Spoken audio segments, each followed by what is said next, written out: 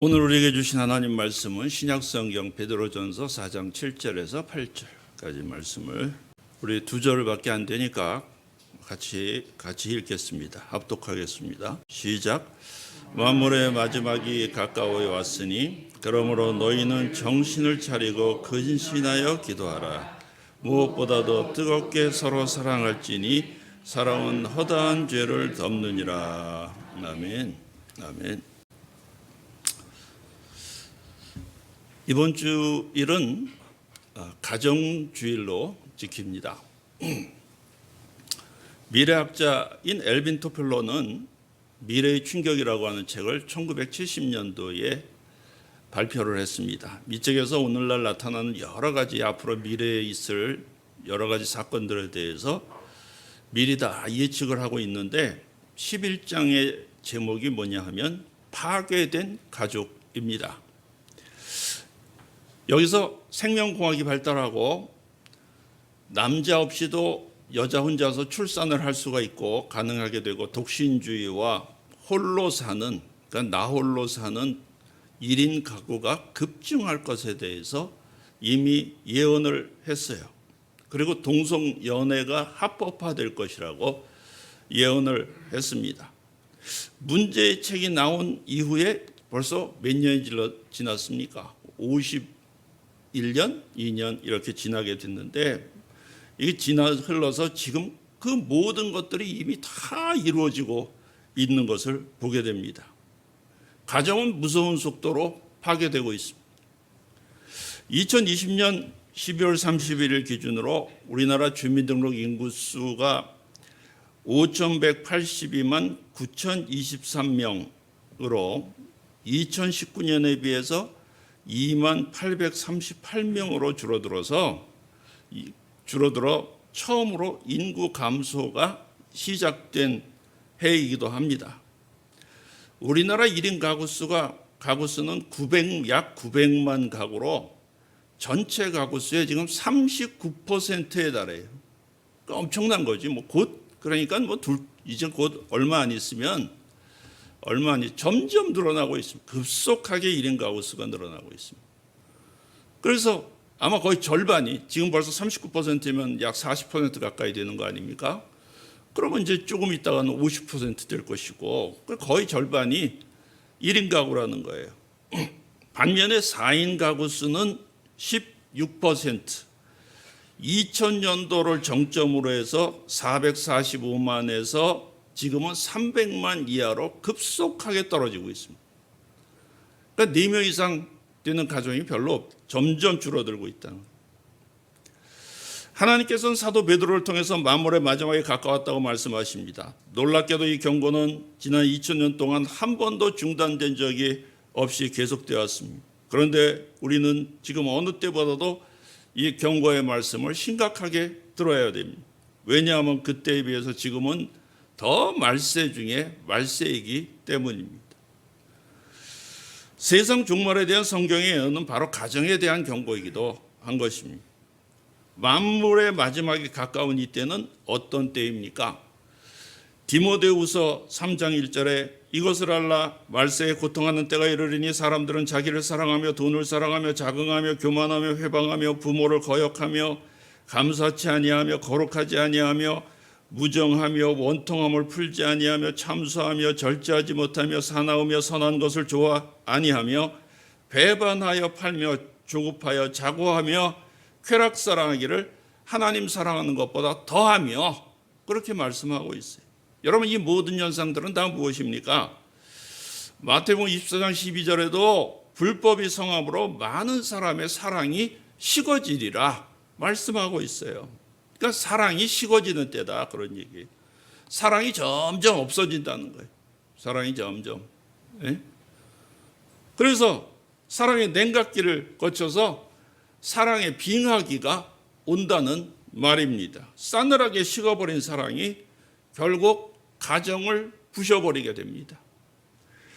사랑이 식어져가는 교회를 상상해 본 적이 있습니까? 사랑이 점점 식어져가는 가정을 한번 생각해 보십시오. 불행히도 우리는 오늘 사랑이 식어져가는 이 말세 현상을 사회 전반에 걸쳐서 어디서나 발견할 수가 있어요. 그러니까 사랑이 식어질 때 가장 먼저 피해를 보는 것이 어디입니까? 바로 가정입니다. 가정은 사랑의 샘이 솟는 우물이요, 그 사랑을 마시면서 해결할 수 있는 지상의 가장 좋은 오아시스입니다. 따라서 가정의 사랑이 식어지면은 치명적인 피해를 입게 돼요. 부부간은 물론이고 부모 자식 간에도 마찬가지입니다.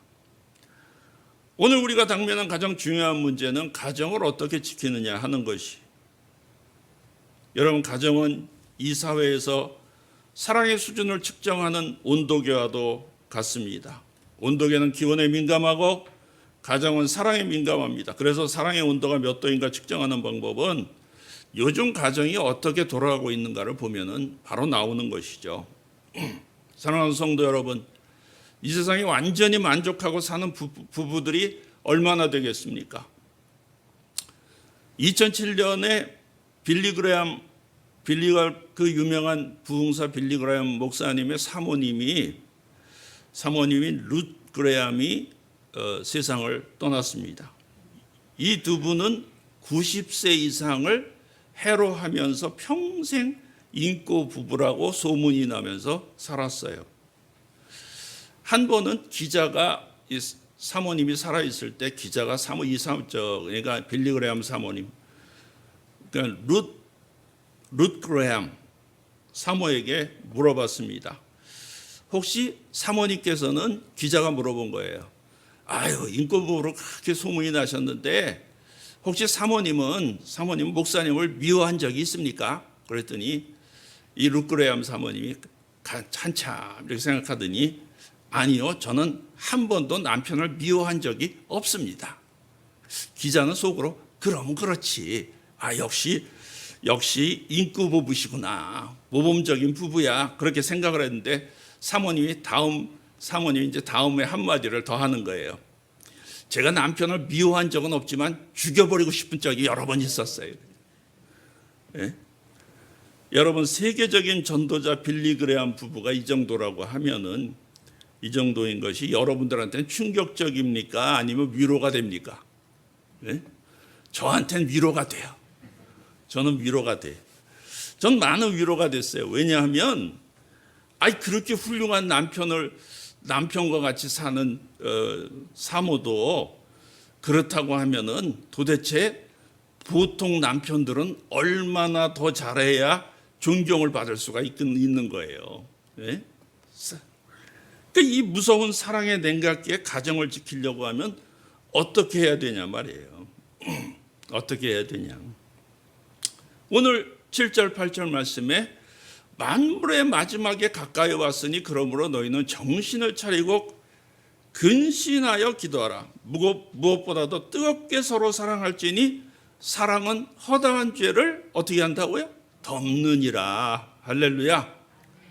무엇보다도 열심히 서로 사랑하는 거예요. 사랑의 냉각기지만은, 세상은 사랑의 냉각기고 사랑이 점점 없어지는 그런 시대를 우리가 살아가고 있지만은, 무엇보다도 열심히 서로 사랑하라는 거예요. 그러니까 사랑이 뭡니까? 눈물의 씨앗입니까? 예? 그건 진정한 사랑이 아닙니다. 예. 그 8절 말씀에 보면 그것은 허다한 죄를 덮는 사랑이에요. 오늘 우리 가정을 지키고 주 안에서 건강한 가정을 지켜나가려고 하면 허다한 죄를 덮는 사랑이 절실히 필요합니다. 가정사역의 대가 이 노 웨이크필드라고 하는 유명한 가정사역자가 있어요. 이분의 아주 명저가 있는데 사랑의 기술이라고 하는 그런 책을 지었어요. 이거는 여러분들 다 필독하셔야 되는 정말 귀한 서적이, 귀한 책이에요. 이 책에서 본질적으로 사랑에 대한, 사랑의 기술에 대해서 얘기하고 있는데, 이 기술이라고 하는 것은 근본적으로 성경에 바탕을 둔 성경적 원리입니다. 그러니까 모든 죄의 근원에는 뭐가 있다? 우상 숭배의 영이 있다는 거예요. 그러니까 하나님께서 주신 십계명의 첫 계명이 우상 숭배하지 말라는 것이잖아요. 사무엘 선지자는 사울 왕의 불순종을 가리켜서 불순종을, 순종이 제사보다는 낳고 하나님 앞에 불순종하는 것은 우상 숭배의 죄와 같다고 이미 말한 적이 있어요. 우리 모두 이런 우상 숭배를 할 수가 있는데 관계에서 우리가 무슨 하나님 믿는 사람들이 무슨 우상 숭배를 해? 우리는 절대로 우상 숭배하지 않아. 이렇게 생각할 수 있어요. 그런데 우상 숭배의 모습들은 다양한 모습으로 나타난다는 거예요. 특히 관계에 있어서 우상이 있다는 거예요. 어느 누구든지 하나님보다 어떤 사물이나 사람을 우선시하고 모든 만물의 근원으로 여긴다고 한다면, 그러니까 하나님보다 더 중요하게 여긴다고 한다면 그것이 바로 우상숭배가 되는 거예요. 그러니까 우상숭배의 정의가 뭐냐? 하나님만이 채우실 수 있는 것을 사람이나 사물, 생각을 통해서 채움받고자 기대하는 것 자체가 우상숭배라는 거예요. 그러니까 한 남편이 아내가 자신을 행복하게 해줄 것이라고, 그러니까 아내가 모든 것을 해줄 것이라고 기대하는 것, 그게 아내를 우상화하는 일이 될 수 있다는 거예요. 우리 자식이 나에게 효도하겠지, 나를 잘 섬겨주겠지, 나를 기쁘게 해주겠지라고 하면서 자식이 우상인 사람들이 얼마나 많아요. 우상숭배의 영은 하나님만이 유일한 분, 유일한 나의 공급처가 아니라고 속인다는 거예요. 그래서 우상숭배의 특성, 우상숭배의 7가지 특성에 대해서 말하고 있습니다. 첫 번째, 우상숭배의 영은 유일하신 하나님이란 없으며 우리의 필요를 공급하는 근원은 하나님뿐만이 아니라 다양하다. 그렇게 믿게끔 한다는 거예요. 사탄의 최고의 거짓말은 하나님은 없어. 나아가서 하나님 외에도 여러분을 만족시킬 것은 세상에 얼마든지 있어. 다른 공급원들이 있다고 얘기하는 거예요. 그 대표적인 게 뭡니까? 뭐니 해도 머니가 최고지. 그런. 그러니까 돈이, 그러면 뭐예요? 그게 돈이 우상인 거죠. 돈이 우상이 되는 거예요. 하나님 말고도 나는 다른 것만 있으면 잘 살 수 있다고 여기는 것 자체가 우상숭배라는 말이에요. 여러분, 하나님만이 우리의 유일한, 우리의 공급원이신 것을 믿으시게 되길 바랍니다. 두 번째로 이 우상숭배의 영은 사람들과 상황을 조정하고 총재하려고 든다는 거예요. 왜 사람들이 화를 내고 성질을 부리고 남 탓을 하고 남의 이름을 욕되게 하고 파괴적인 말과 거짓말로 상대를 저주하고 때때로 깎아내리는 일들이 그렇게 자주 발생하는 것입니까? 그것은 바로 자기 자신이 원하는 것을 얻기 위해서 그렇게 하는 것이죠. 신명기 5장 8절에 너는 자기를 위하여 새긴 우상을 만들지 말라고 말씀하고 계세요. 새긴 우상이란 말이에요. 새긴 우상. 예? 그 우상을 어떻게 해요? 자기가 만든 거 아니에요. 자기가 만들든지 누가 만들어준 우상 장인들이 만들었겠죠. 그게 어떻게 만듭니까, 우상을? 나무나 돌이나 이런 걸 가지고 깎아서 만들잖아요. 끌로 정으로 깎아서 자기가 원하는 모양대로 만들어서 그래서 다 그걸 보면서 섬기면서 그러면서 좋아하는 거 아니에요. 저게 나의 소원과 나의 욕구를 만족시켜 줄 거다. 그러면서 하는 게 뭐예요? 그게 우상이잖아. 그러니까 새긴 우상, 내가 조각한, 내가 만든 우상이란 말이에요. 조각한. 자신의 유익을 위해서 상대방에게 조각칼을 들여야 된단 말이에요. 자꾸. 그래서 어떻게 해요? 남편이 마음에 안 들면 어떻게 해요? 뜯어 고치려고 그냥 애를 쓰는 거 아니에요? 예? 애를 쓰죠. 막. 그래가지고 조각칼을 들이대죠. 양말을 왜 겉다구로 거기다 벗어놨어요? 예? 그러면. 예? 양말은 입구부터 벗고 들어오란 말이야. 냄새 난단 말이야. 그러면서 그러면 남편들은 어떻게 해요? 하도 잔소리를 하고 그러니까 이제 하는 척 하다가 이제 안 보면 또 그냥 들어가는 거지 뭐. 그러면 또 난리 나는 거지 뭐. 그러니까 내가 내 유익을 위해, 그러니까 내 상대방에게 조각칼을, 남편을 고치려고 그러고 아내를 고치려고 하고 자식을 고치려고 뜯어 고치려고 막 그냥 조각칼들을 열심히 들여대는 거예요. 여러분, 그런데 우리가 다 경험해 봤지만은 고칩니까? 남편이 고쳐져요? 안 고쳐지죠? 안 고쳐져. 아내가 고쳐집니까? 네, 결국은 지하고 싶은 대로 하는 거예요. 결국은 안 고쳐져. 여러분, 근데 진짜 바람직하게 바뀌는 일이 있을 때가 있어. 그게 뭐냐면 하나님이 고치시면 고치시더라고. 아멘. 그렇죠? 남편은 아내를 못 고칩니다. 아무리 해도 아내가 남편을 고치려고 한만 애를 써도 고쳐지지가 않아. 근데 하나님이 바꾸시면 바뀌는 거예요. 할렐루야. 그거를 몇십 년씩 하면서도 모르는 분들도 많아요. 많아. 그러니까 이제 조각칼을 들이대는 거예요. 내 마음에 맞게 내가 원하는 사람이 되도록 그냥 열심히 조각칼을 들이대는데, 그러다 보면 어떻게 됩니까? 서로 상처 나는 거지. 서로 상처 나는 거야. 거기다 상처 주고 또 나도 상처 받고, 왜? 그러면서 절대로 안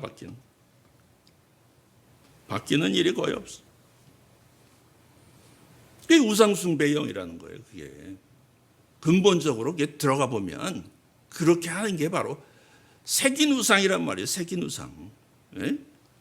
내 뜻대로 뭔가를 해보려고, 내 뜻에 맞게 뭔가 다 조정해 보려고, 상황을 통제하고 조정하고 통제하려고 막 그냥 얼마나 애들을 쓰는지 몰라.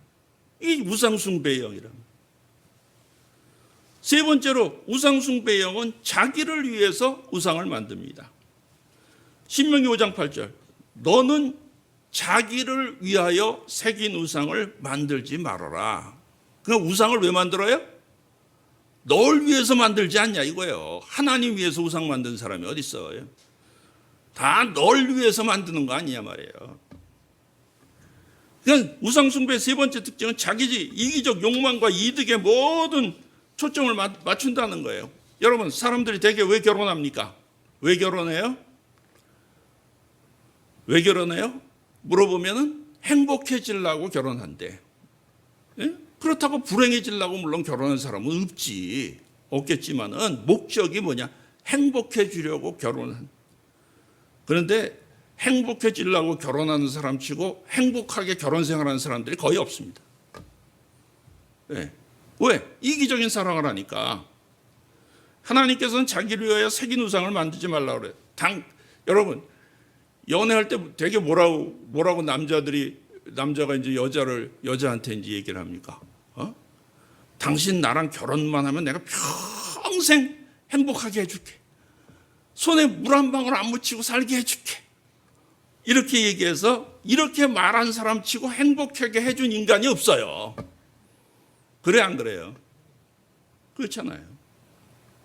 그래서 내가 결혼하고 나서 대개 여자들이 내가 아주 폭삭 속았다고 그냥. 다 속았다고 결혼. 속긴 뭘 속아야. 속긴 뭘 속아. 원래 그런 거예요. 원래 그렇게. 그래가지고 불행한 거예요. 남을 통해서 행복해지려고 하는 것 자체가 우상숭배라는 거예요. 그러니까 나를 위하여 모든 것이 나 중심이고 나 이기적이고 내 중심적으로 내가 우상을 갖고 있었기 때문에, 그렇기 때문에 그 우상숭배하는 일이란 말이에요. 그러니까 우상숭배의 영들이 가득한 거야, 사실은.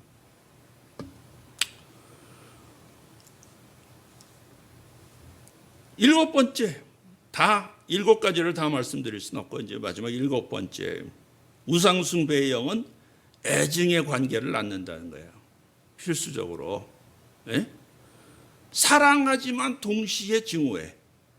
사랑하지만 동시에. 여러분, 누구를 사랑하지만 동시에 그 사람을 미워해 본 적이 있습니까? 있죠? 예. 어떤 할머니 할아버지가 공개 방송에 나오셨어요. 공개 방송에 나와서 스피드 게임을 하는데, 스피드 게임 아시죠? 예? 종이를 이렇게 넘겨가면서, 그러면 이제 할아버지가 이제 그걸 막 설명을 하면 할머니가 이제 그 안 보고 맞추는 거예요. 예? 이름을 대면 안 되고. 그래서 설명하는 이제 스피드 게임을 하게 됐어요. 그랬더니 주제 사자성어인데, 그러니까 답이 뭐냐면 천생연분이에요. 천생연분. 그래서 할아버지가 이제 할머니한테 확 설명을 하는 거예요. 네? 당신과 나 사이를 뭐라 그래? 그랬더니 할머니가 왼수. 그래서 아니야, 니자 두자 아니고 그래. 평생 원수. 그래. 네? 이게 뭐예요? 여러분, 할머니가 그러면 이 할아버지를 사랑하지 않는 겁니까? 그렇지 않잖아요. 평생을 살아왔는데 왜 사랑이 없겠어요? 그런데 애증관계인 거야. 말하자면 아유 저 왼수 맨날 그러잖아. 애증관계. 예? 사랑하면서 동시에 미워하는 거. 여러분, 이런 애증관계는 우상숭배적인 관계가 무엇인지를 잘 보여주고 있어. 왜 우리 사람들한테 우리가 분노하게 됩니까? 그 사람으로부터 무언가를 얻기를 원하는데 마음대로 안 되니까 화를 내는 거잖아요. 여러분, 만약에 당신이 쉽게 성을 내는 사람이라면 하나님은 당신이 성내지 않을 때까지 계속 상대하기 어려운 사람들을 보내줄 겁니다. 물론 당신이 쉽게 성내지 않는다고 해도 하나님은 당신의 인생에 그런 사람들을 보내실 수 있어요. 여러분, 왜냐하면 다 하나님의 사랑이 필요하기 때문에 그래요. 하나님의 사랑. 19세기 말 미국 미시간주의 디트로이트시의 그 전등회사의 헨리 포드라고 하는 사람이 있었습니다. 이 포드는 날마다 10시간씩 일하고 집에 돌아와서는 이 뒷뜰에 있는 낡은 오두막집에 가서 자동차 엔진을 개발하는 일을 매일 같이 하는 거예요. 네? 밤이 깊도록 일에 몰두해주는. 그냥 아무도 알아주는 사람이 없는 거죠. 가난한 농부였던 그의 아버지는 아들이 쓸데없는 것 때문에 시간을 낭비한다고 욕을 많이 했어요. 이웃 사람들은 이 젊은 기사를 놀잇감으로 그렇게 여겼습니다. 그런데 단 한 사람, 그의 아내만은 그를 믿었어요. 그래서 집안일이 끝나면 그 오두막에 나타나서 이 남편이 헨리 포드를 같이 도와서 여러 가지 일들을 했습니다. 그래서 포드는 아내를 가리켜서 나의 신자다 그렇게 불렀다고 합니다. 드디어 포드는 자동차를 만들어냈습니다. 그로부터 50년 후에 포드는 기자들이 당신 다시 태어난다고 하면 무엇이 되고 싶냐는 기자의 질문에 대해서 이렇게 얘기했다. 내 아내와 같이 있을 수만 있다고 한다면 무엇으로 태어나든 난 상관이 없어. 그렇게 얘기했다는 거예요. 사랑하는 성도 여러분, 이런 게 사랑입니다. 내가 누구를 이용한다거나 그들을 통해서 무언가를 얻으려고 하지 않으면 그들에 대해서 참고 견딜 수가 있는 거예요. 하나님께서 그들을 통해서 정확하게 나에게 필요한 것을 필요한 때에 공급해 주시기 때문입니다. 또 그로 인해서 예수 그리스도에 대한 나의 믿음이 확증되는 거예요. 내가 섬김을 받기 위해서 이기적으로 사람들을 이용하고자 하는 마음이 없다면 나는 사람들에게 친절하게 대할 수가 있어요. 하나님께서 우주 만물의 주인이시고 모든 만물을 공급하신다는 것을 알게 되면 더 이상 내 안에 원망과 불평과 분노가 사로잡히지 않게 됩니다. 또 모든 것이 하나님께로부터 온다는 것을 믿는다고 한다면 허풍이나 자만심 또한 있을 수가 없게 되는 것입니다. 하나님의 선하심과 풍성히 채워주심을 인해서 감사하는 마음이 넘쳐나기 때문입니다. 사랑은 결코 실패하지 않습니다. 여러분, 우리가 하나님을 믿으시게 되길 바랍니다. 하나님만이 나의 유일한 공급처이심을 믿으시게 되길 바랍니다. 하나님 외에 다른 신을 두지 마세요. 남편은 신이 아닙니다. 아내 역시 신이 아닙니다. 인간입니다. 여러분, 사람이에요. 사람이 나에게 행복을 가져다 줄 것이라고 거기 목매지 마세요. 그냥 우상으로 만들지 말라는 거예요. 아들한테 목매지 말고 자녀들한테 목매지 말고 자녀들이한테 섭섭해하지 말고 하나님을 바라보시게 되길 바랍니다. 하나님이 나의 유일한 공급처시, 하나님이 나의 모든 것이 되어 주십시오. 나머지는 다 선물입니다. 보너스예요. 여러분, 사람을 이용하려고 하지 말고 사람을 사랑하시게 되기 바랍니다. 네. 그래야 진정한 행복자, 진정으로 행복한 가정, 좋은 관계, 그리고 좋은 교회, 좋은 성도가 되는 것을 믿으시게 되길 바랍니다. 기도하겠습니다. 은혜로우신 하나님, 하나님의 은혜를 감사합니다. 오늘 가정주의를 맞아서 우리 하나님께서 주신 가정을 생각하며 모든 관계에 대해서, 가족의 모든 관계와 성도와의 관계, 오늘도 하나님께서 주신 말씀을 따라서 우리가 바로 정립하고자 합니다. 우상 숭배의 영을 제거하게 도와 주시옵소서.